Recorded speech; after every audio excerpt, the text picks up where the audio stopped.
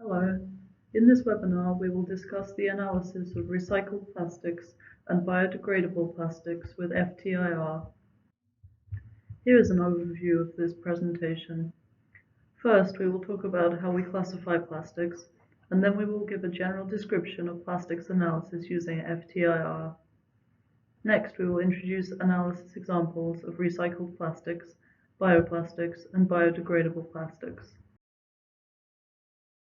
Let's begin with the classification of different types of plastics. Synthetic resins, commonly referred to as plastics, can be roughly divided into two categories according to their properties when heated. Thermoplastics are softened by heat, and thermosets are hardened by heat. Most of the plastic products we're familiar with are thermoplastics that can be molded by applying heat, and are further divided into commodity plastics and engineering plastics based on heat resistance, temperature, and other factors. Commodity plastics include polyethylene, polypropylene, polystyrene, and polyethylene terephthalate. Examples of engineering plastics with high heat resistance temperatures include polycarbonate, polyamide, and polyacetol. The resin identification code, as shown on the right-hand side of this slide, is for identifying manufactured articles made from various resin materials, ultimately helping to facilitate recycling of these products. As you can see, there are many types of materials referred to as plastics, and it's necessary to identify the materials when reusing them. One of the easiest ways to analyze plastics is to use FTIR. Now we will provide an overview of plastics analysis using FTIR. The analysis of plastics of a certain size, such as containers and packaging, is generally performed using a system that includes a single reflection ATR attachment. ATR spectroscopy is a method of measuring a sample by bringing it into close contact with a prism made of infrared transmissive material, and it is a very simple measurement method that requires almost no pretreatment. Infrared spectra can be obtained for the top surface layer of the analysis sample, a depth range of a few micrometers. The infrared spectrum has different characteristics for each compound. The material is identified by comparing the sample spectrum with known spectra. The whole measurement workflow, including background scan, sample scan, and data analysis, can be performed in a few minutes. Here are some examples of spectra of major commodity plastics, showing how the infrared spectra differ depending on the type of resin. These are the ATR spectra of polyethylene, polypropylene, and polyethylene terephthalate. They are familiar resins with commonly used resin identification codes. All of these spectra are actual data included in the library that comes with Shimadzu's FTIR as standard. The horizontal axis represents the wave number and the vertical axis the absorbance. The energy of the infrared light absorbed differs depending on the molecular structure, which results in differences in the position and intensity of the absorption peaks. Each structural formula is shown on the right. Even when the constituent atoms are only carbon and hydrogen, as in polyethylene and polypropylene, the peak patterns are different depending on the molecular structure. For example, the difference in the number of CH3 methyl groups. Since polyethylene terephthalate also contains oxygen atoms, the peak pattern is more significantly different.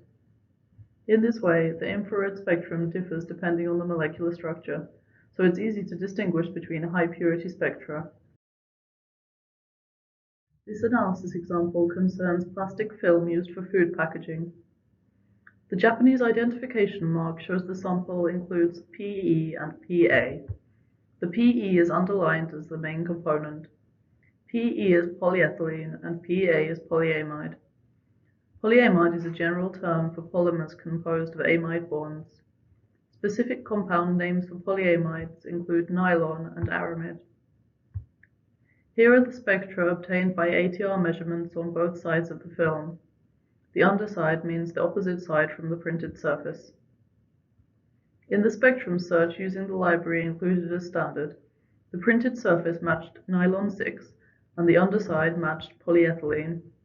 In other words, it was confirmed that the sample contained polyethylene and polyamide as indicated by the identification mark.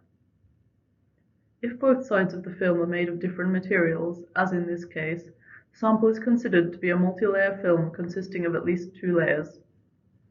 If we want to know exactly how many layers there are, or if we need to identify each layer, we have to cut out a cross-section of the film and measure the spectrum of each layer using an infrared microscope. Here are some points to bear in mind when analyzing the infrared spectrum. If the sample is a copolymer, the peaks that come from the structure of each monomer overlap. This is an example of the spectrum of a PE/PP copolymer containing 60% polyethylene. In this figure, the spectra of polyethylene and polypropylene are superimposed on the spectrum of the copolymer, shown in black. Here there is a high percentage of polyethylene, around 60%, so the spectrum is basically similar to polyethylene. However, an absorption peak that is almost non-existent in polyethylene can be seen around the wave number 1380, highlighted in green. This is a peak derived from a methyl group. It is rarely seen in polyethylene and appears as a strong absorption in polypropylene. On the other hand, the peak at wave number 720, indicated by the orange shading, is an absorption peak that exists in polyethylene but not in polypropylene. This is a peak derived from the CH2 rocking vibration that appears when a linear chain of methylene groups, CH2, is linked together. Even if the spectrum looks very similar to polypropylene, if there is absorption in this region, it may be a copolymer or a mixture with polyethylene. The two regions around wave number 1380 and 720 are therefore important points to note when analyzing the spectrum of polyethylene or polypropylene. The peak derived from the methyl group, introduced earlier, is also used to identify the type of polyethylene. Polyethylene is roughly divided into high-density polyethylene, HDPE, which has few branches, and low-density polyethylene, LDPE, which has many branches. If there are many branches, the intensity of the peak derived from the methyl group will be stronger. Here are the spectra of HDPE and LDPE acquired by transmission spectroscopy. Compared to the spectrum of HDPE in red, the spectrum of LDPE in blue shows a strong absorption around the wave number 1380. Knowing how to read spectra like this allows a more detailed analysis. Next, I would like to introduce an analysis example for recycled plastic. Plastic bottles are one of the most familiar plastic products to us, and in recent years, the use of recycled and biomass materials for these bottles has become increasingly popular. This slide shows analysis of a plastic bottle made from 100% recycled PET. Cut-out plastic bottle fragments were measured using FTIR spectroscopy. The sample peaks matched well with those of polyethylene terephthalate, PET, in the library, and it was confirmed that the sample was PET as indicated by the identification mark. FTIR analysis is also effective for checking materials before and after recycling. The previous slide showed an example of recycled plastic analysis. In addition to proactively recycling plastics, there is a trend to reduce the use of petroleum-based plastics, and this has increased the production of bio-based plastics made from biomass materials and biodegradable plastics that can be decomposed by microorganisms. According to European Bioplastics, a plastic material is defined as a bioplastic if it is either bio-based, biodegradable, or both. This graph shows common types of bioplastics and how they are classified according to their biodegradability and bio-based content. Bio-based, non-biodegradable plastics include Bio-PE and Bio-PET, which are the commodity plastics PE and PET produced from biomass material, as well as polytrimethylene terephthalate. Bio-based, biodegradable plastics include polylactic acid, PLA, polyhydroxyalkanoate, PHA, as well as starch blends. Biodegradable, fossil-based plastics are a comparatively small group and include polycaprolactone, PCl. The handling of biodegradable plastics and non-biodegradable bio-based plastics differs greatly. For example, Bio-PE, that is biopolyethylene, is polyethylene produced from biomass materials, and its composition is the same as that of general polyethylene.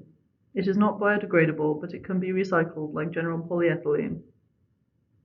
On the other hand, biodegradable plastics are not suitable for recycling because they decompose easily. In order to handle plastics properly, it's important to understand the materials they are made of. Now we will introduce some analysis examples for biomass plastics and biodegradable plastics. In Japan, many plastic bags provided in shops such as supermarkets have the biomass mark on them. All of the plastic bags analysed here are marked as biomass 30. This indicates that the percentage of biomass material in the product is between 30 and 35%. The material was labelled as PE. Here are the spectra measured using FTIR spectroscopy. From top to bottom, the graph shows the spectrum of black bag A, white bag B, white bag C, and polyethylene from the library. It was confirmed that the main peaks of all three types of plastic bags were the same as those of general polyethylene, and that the material was polyethylene as indicated by the identification mark. White bags B and C have a wide peak on the low wave number side. This is thought to be due to the inclusion of titanium dioxide and other substances as pigments. Here are the analysis results for commercial plastic bags labelled as biodegradable. The spectrum obtained was similar to that of polysaccharides such as starch. The most widely known starch-based biodegradable plastic is polylactic acid, PLA, which is made from lactic acid obtained by fermenting starch. Plastic products that contain starch plastic have also been commercialized. These include starch as the base of their molecular structure through esterification and other processes. It is easy to analyze the actual structure of a product labeled as biodegradable plastic using FTIR analysis. This is an application for the analysis of biodegradable plastic straws. A straw made of a hydroxyalkanoid resin called PHBH and a normal polypropylene straw were measured with FTIR spectroscopy. PHBH is said to have a degree of biodegradability similar to or higher than that of cellulose, and its raw material is also derived from biomass. It was found that the spectral pattern of the biodegradable polymer PHBH was significantly different from that of PP used for normal straws, and these materials are easily distinguished by the infrared spectra. FTIR spectroscopy is very effective for plastic analysis, as in the analysis cases introduced so far. Shimadzu has recently released the Plastic Analyzer, a system specifically designed for plastics analysis. It includes the FTIR itself, a single reflection ATR attachment, and a method package. The Plastic Analyzer provides powerful support for plastics analysis. The Plastic Analyzer method package includes degradation libraries and an analysis program, allowing even those unfamiliar with FTIR to carry out quick and effective plastics analysis. Here is an example of a cup which contained recycled PET being analyzed with the Plastic Analyzer. It was confirmed that the spectrum matches well with the spectrum of PET from the library. The dedicated program IR-Pilot provides measurement support and navigates the user through the setting of analysis conditions, making it easy for beginners to perform an analysis. In addition, the UV damaged plastics library and thermal damaged plastics library also contain polyethylene, polypropylene, polystyrene, etc., which are frequently found in recycled plastics. So the Plastic Analyzer can be used for the analysis of recycled plastics. The spectrum search returned a top hit from the UV degraded plastics library, PET with 0 hours of irradiation time, that is, no UV irradiation. In other words, this sample did not show any particular degradation. The library contains a large number of spectra of deteriorated plastics with different irradiation times, enabling smooth identification even for samples with spectral changes due to deterioration. This is a summary of the information in this webinar. Most common plastics are roughly divided into commodity plastics and engineering plastics, and many commodity plastics are recycled. FTIR can be used for smooth, easy qualitative analysis of plastics. The properties and structures of bioplastics and biodegradable plastics are very different. Material identification is important for proper handling. Plastics can be analyzed more easily and accurately with the Plastic Analyzer. Thank you for listening.